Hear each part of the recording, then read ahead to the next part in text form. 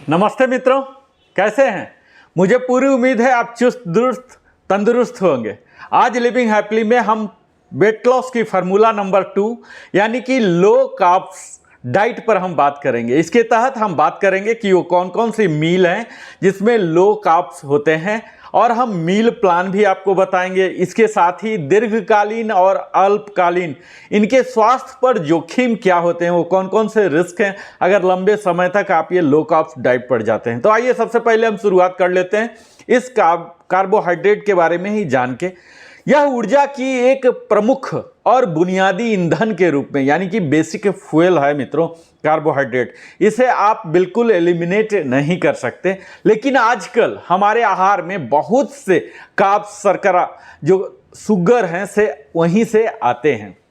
हम कई बार junk food खाते हैं जिसमें चॉकलेट हैं, कई तरह के ड्रिंक्स हैं, जैसे कई खाद्य पदार्थों में जो हमारे सिस्टम में दौड़ते हैं हमें एक ब्रीफ हाई एक स्पाइक देते हैं ग्लूकोज का, इस कार्बोहाइड्रेट इस जंक फूड के कारण, और हमें कुछ ही देर के बाद हमें भूखा फिर से महसूस करा देते हैं। और इवन इस तरह से आधा घंटा के अंदर तो स्पाइक आ जाता है और फिर हम डिप्रेशन में, उदासी में भी चले जाते हैं इस जंक फूड के चक्कर में।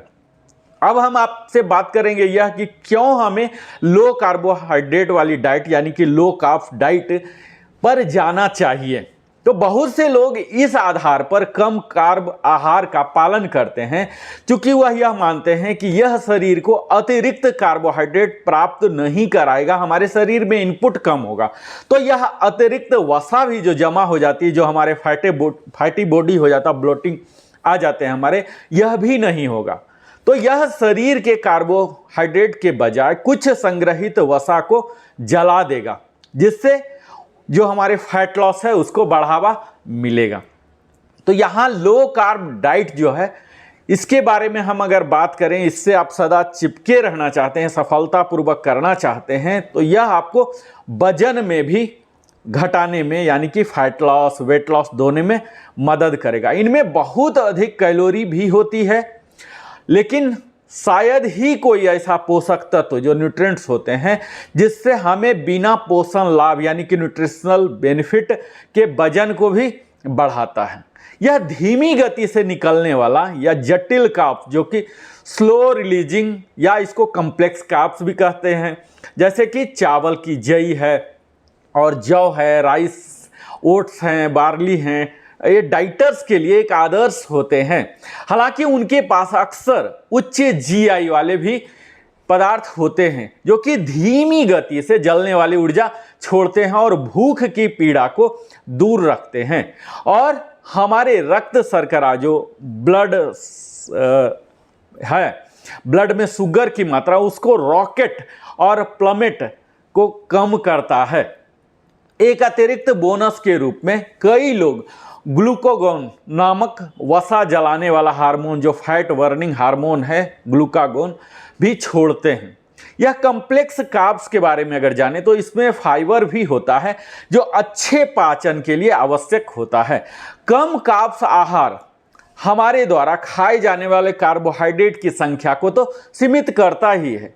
लोग कार्बोज के बजाय प्रोटीन और हेल्दी फैट और सब्जियां खाने पर ध्यान केंद्रित करते हैं। यहाँ लो कार्बोहाइड्रेट में कार्बोहाइड्रेट या कार्ब्स 3 मुख्य खाद्य पदार्थों में से एक है, जैसा कि हम जान ही रहे हैं, जिनकी शरीर को ठीक से काम करने की आवश्यकता होती है, और बाकी 2 हैं प्रोटीन और फैट। यह कार्ब्स शरीर को ऊर्जा देने के लिए काम में आती है। शरीर तुरंत या बाद में उपयोग करने के लिए कार्ब्स को तोड़ती है, उसे टुकड़े टुकड़े करती है। यदि शरीर को ऊर्जा के रूप में चाहिए तो यह कार्बोहाइड्रेट से ही वो आवश्यकता पूरा करती है।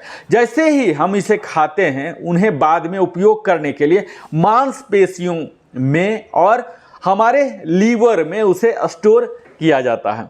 अगर शरीर इन स्टोर्ड कार्ब्स का उपयोग नहीं करता है तो यही शरीर में फैट के रूप में बदलकर हमें मोटापा या वेट गेन में मदद करता है। बहुत से लोगों को कम कार्ब्स आहार का पालन करना एक चुनौतीपूर्ण लग सकता है, खासकर जब आप आहार यह डाइट शुरू करेंगे शुरुआत में। तो अब हम जिक्र करेंगे कि वो कौन कौन से लो कार्ब आइटम्स हैं। तो इसमें सबसे पहला तो आप रख लीजिए कि लीफी ग्रीन वेजिटेबल्स हैं, नट्स एंड सीड्स हैं, इंक्लूडिंग नट बटर भी रख लीजिए, ऑयल हैं जिसमें कि कोकोनट ऑयल हैं, ओलिव ऑयल हैं, रेपसीड ऑयल हैं, और कुछ फ्रूट्स हैं जैसे कि एप्पल हैं, ब्लूबेरी, स्ट्रॉबेरी आदि को कह सकते हैं कल, और सब्जियों में कॉलीफ्लावर हैं, ब्रोकोली हैं, इन सबों को। इसके साथ ही लीन मीट हैं, चिकन ब्रेस्ट हैं, ये सब में थोड़े कम होते हैं, फिश हैं, एग हैं, इनमें भी लो कार्बोहाइड्रेट होते हैं।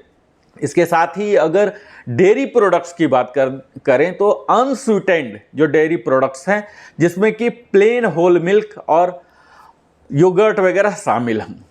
तो अब हमें यह जानना जरूरी है कि इनका काउंटिंग कैसे किया जाए। तो लो कार्ब डाइट जो होते हैं वो आपको 20 से 50 ग्राम तक आपको कार्बोहाइड्रेट पर डे परमिट करते हैं, क्योंकि इसमें एसेंशियल जो होते हैं न्यूट्रिएंट्स वह भी आते हैं। तो ये सब की काउंटिंग आपको होनी चाहिए जो कि आपको एक्सपर्ट बताएंगे। कुछ फ्रूट्स एंड वेजिटेबल हैं जिसमें एसेंशियल विटामिन्स होते हैं, मिनरल्स होते हैं। तो होल ग्रेन जब हम लेते हैं जो कि वैरायटी ऑफ ब्रेड्स, राइस वगैरह में होते हैं, उसमें इनकी न्यूट्रिएंट्स की वैरायटी भी मिलती है।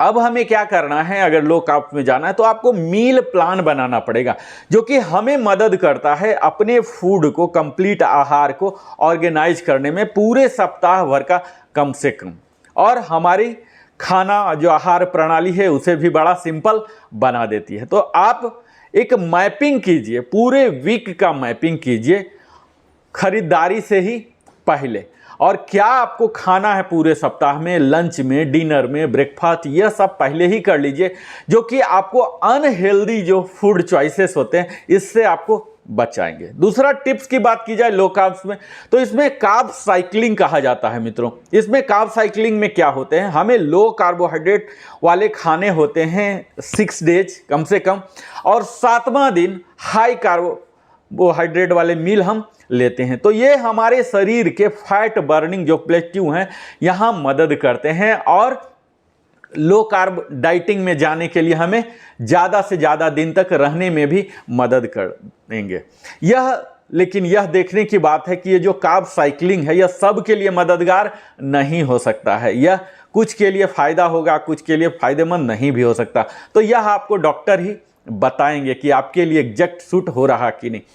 अब कार्बोहाइड्रेट के बारे में अगर गहराई से जानें तो इसमें यह पता लगता है कि हर तरह के भोजन में एक ही समान के कार्बोहाइड्रेट की मात्रा नहीं पाई जाती है। यानी कि कुछ तो साधारण कार्ब्स होते हैं, सिंपल कार्ब्स होते हैं, जैसे कि फल वगैरह आते हैं, इनमें फ्रुक्टोज शामिल होते हैं जो एक साधारण कार्ब माना जाता है। लेकिन कम कार्ब वाले आहार में फल खाने की सलाह दी जाती है क्योंकि यह सारे न्यूट्रिएंट्स से भरा होता है और संपूर्ण खाद्य का स्रोत भी माना जाता है। दूसरा होता है कॉम्प्लेक्स कार्ब जो कि साधारण कार्ब्स की तुलना में पचने में अधिक समय लेता है क्योंकि इसे एक सरल रूप में तोड़ने की, मेटाबॉलिज्म में तोड़ने की आवश्यकता होती है जिसमें समय भी ज़्यादा लगता है। और यह कॉम्प्लेक्स कार्ब्स पोषक तत्वों से भरपूर खाद्य पदार्थों में पाए जाते हैं जैसे कि बीन्स हैं, साबुत अनाज जो हैं, फाइबर युक्त फल हैं जैसे केला आदि को आप मान सकते हैं। इन कॉम्प्लेक्स कार्ब्स में हमारे शरीर में जो तेजी से भरा हुआ महसूस होता है ऊर्जा, ये देने में यह अतिरिक्त लाभ देता है और हमें ज़्यादा देर तक, चूँकि यह पेट में रहता है कॉम्प्लेक्स कार्ब्स देर तक, तो ज़्यादा देर तक पेट भरा हुआ महसूस भी करता है जिसके कारण हम ज़्यादा खाने की इच्छा नहीं होती, लालसा नहीं होती और हम ज़्यादा खाते नहीं।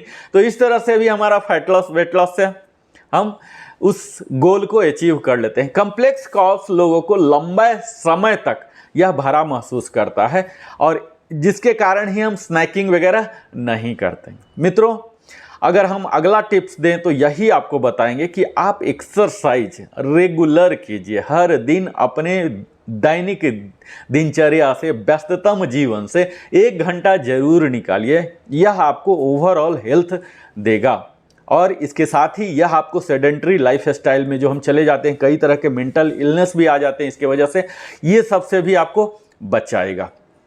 अब हम बात करेंगे कि वो कौन कौन सी जोखिम हैं। आप बगैर कंसल्ट के ही आप लो कार्ब्स लेने लग गए, और जो कि आज आप देख पा रहे होंगे कई तरह के मार्केट में लो कार्ब्स अवेलेबल है, उसके क्या क्या जोखिम हो सकते हैं, रिस्क। तो सबसे पहला मैं शॉर्ट टर्म बता दूं, इसके कारण हमारे शरीर में ऐंठन आ सकती है, क्रैम्पिंग आ सकती है, कब्ज हो सकते हैं, कंस्टिपेशन हो सकते हैं, हमारे सांसों की धड़कन तेज हो जाना या स्लो हो जाना जो पाल्पिटेशन कहलाता है, हमारा कोलेस्ट्रॉल बढ़ सकता है, सिर दर्द रह सकता है, ब्रेन फॉग हो सकते हैं, हमारे शरीर में आपको आलस से आएगा, शक्ति की कमी आ सकती है, जी मचलना जो नौसिया कहलाता है यह भी हो सकते हैं, और हमारे बैड ब्रेथ भी हो सकते हैं, दांतों में सड़न आ सकते हैं, और रसेस जो जल्दीबाजी, कई लोग बहुत हड़बड़ी में हमेशा रहते हैं, ये सब भी हो जा सकते हैं। और इसी के साथ जो हमारी एथलेटिक परफॉर्मेंस है, दौड़ने की, वॉकिंग की या कोई परफॉर्म करने की, ये सब में भी प्रदर्शन में आपकी कमी आएगी। तो यह सब तो है कि बगैर आप कैलकुलेशन के, बगैर एक्सपर्ट एडवाइस के या लंबे समय तक आप लो कार्ब पर जाते हैं तो इसमें आपको ये सब परेशानियां का सामना करना पड़ सकता है। अब इसके साथ ही हम यह बात करेंगे कि दीर्घकालीन स्वास्थ्य जोखिम क्या हो सकते हैं। तो इनमें होते हैं पोषक तत्वों की कमी हो जाती है, क्योंकि हम कार्बोहाइड्रेट कम लेते हैं और उसी कार्बोहाइड्रेट में कई माइक्रो न्यूट्रिएंट्स होते हैं, कई तरह के मिनरल्स, विटामिन्स भी होते हैं, उन सबों से भी हम वंचित रहने लग जाते हैं स्लोली। तो इस तरह से लो कार्बोहाइड्रेट का यह साइड इफेक्ट रखिए कि न्यूट्रिशनल डिफिशियंसी हमारे शरीर में आने लग जाते हैं। इसके साथ ही हमारे बोन डेंसिटी भी घटने लग जाते हैं, यानी कि हमारी बोन की शक्ति भी घट जाती है। गैस्ट्रोइंटेस्टाइनल प्रॉब्लम, जो हमारे पाचन संबंधी समस्याएं हैं, वो सब भी आने लग जाते हैं। और कुछ लोगों को कम कार्ब्स वाले आहार पालन बिल्कुल ही नहीं करना चाहिए जब तक कि डॉक्टर उन्हें निर्देश न दिए हों, स्पेशली जिनके किडनी वगैरह में कोई प्रॉब्लम हो या जो बच्चे ही हों जिनका ग्रोइंग बॉडी है, उन्हें तो बिल्कुल ही लो कार्ब्स में कभी भी नहीं जाना चाहिए, क्योंकि कम कार्ब्स वाले आहार से हर किसी को लाभ नहीं हो सकता। यह आप जान लीजिए, यह विचार करना चाहिए और यह आपको डॉक्टर ही बताएंगे सोच समझ के आपके बॉडी के कंडीशन को। तो अब हम इस वीडियो के अंत में आ गए हैं जहां कि हम बोनस टिप्स देते हैं। तो यहां हम यही बात करेंगे सारांश के रूप में कि लो कार्ब्स के लाभ हो सकते हैं, जिसमें आपको वजन कम, वेट लॉस है, फैट लॉस है, ये सब हो सकते हैं। और कुछ योजनाएं हैं और इसकी उचित जो अप्रोप्रिएट सब्स्टिट्यूट है, ये सब आप ले सकते हैं अगर लेते हैं तब। अधिकांश लोग जो लो कार्ब्स का पालन करते हैं वह इसका बेनिफिट लेते हैं, बशर्ते वो सोची समझी रणनीति के तहत हो। हालांकि सस्टेनेबल हेल्थ गोल अगर आपको चाहिए दीर्घकालीन तब आपको अस्थायी स्वास्थ्य लक्ष्यों को प्राप्त करने के लिए यह लो कार्ब्स जो है, समरी में मैं यही कहूँगा कि यह अच्छा तरीका नहीं माना जाता है, क्योंकि कम कार्ब्स वाले जब आहार आप पालन करते हैं तो यह आवश्यक नहीं है कि लोग स्वस्थ भोजन हेल्थफुल ही करते हैं। कई बार इसमें समझौताएं हो जाती हैं। कुछ खाद्य पदार्थ जैसे कि वसायुक्त मांस का अधिक मात्रा में सेवन करने लग जाते हैं, तो यह आप सेवन ना करें, क्योंकि एक डाल से उतरा और दूसरे पर चले जाते हैं, तो आपको फायदा दीर्घकालीन के लिए सस्टेनेबल नहीं होगा। तो हमें लो कार्ब्स में अगर जाना भी है तो यह देखना है कि यह सस्टेनेबल हो, यानी कि जीवन भर इसको हम चला सकें, वही डाइट आप लें। ऐसा नहीं कुछ कर ले और ये हो जाएगा जादू जैसा, तो जादू जैसा तो कुछ भी नहीं होगा। जो लोग अपना वजन कम करना चाहते हैं या फैट घटाना चाहते हैं, लो कार्ब्स पर आप विचार कर रहे हैं, तो उनके लिए कई महत्वपूर्ण बदलाव करने के लिए आप डॉक्टर का या जो हमारे पोषण विशेषज्ञ होते हैं, न्यूट्रिशनिस्ट होते हैं, जो सर्टिफाइड होते हैं, उनसे आप बात कीजिए, मिलिए, या तो आप वेलनेस कंसल्टेंट से कंसल्ट कीजिए। तो इस तरह से आपको प्रॉपर डाइट करेंगे कि आपको कौन सा डाइट सूट करेगा, कितने प्रकार और क्या क्या अल्टरनेटिव लेना है। तो आज हमारे weight loss fat loss series की फार्मूला नंबर 2 लो कार्बोहाइड्रेट में हम आए, अगले बार फिर से हम दूसरे वीडियो लेके आ रहे हैं। हमारे साथ आप निरंतर बने रहते हैं, ये हमें बड़ी ही खुशी देती है, प्रेरणा देती है। अगर आप हमारे वीडियो से तनिक भी लाभान्वित तो हो रहे हैं तो आप लाइक कर हमें मोटिवेट जरूर कीजिए, और चैनल को अगर अभी तक सब्सक्राइब नहीं किया है तो सब्सक्राइब कीजिए और बेल आइकन तो जरूर हिट कीजिए ही, ताकि आपको हमारी सारी वीडियो के नोटिफिकेशन समय पर मिलते रहे। बहुत बहुत धन्यवाद नरेंद्र कुमार वेलनेस कंसल्टेंट की ओर से।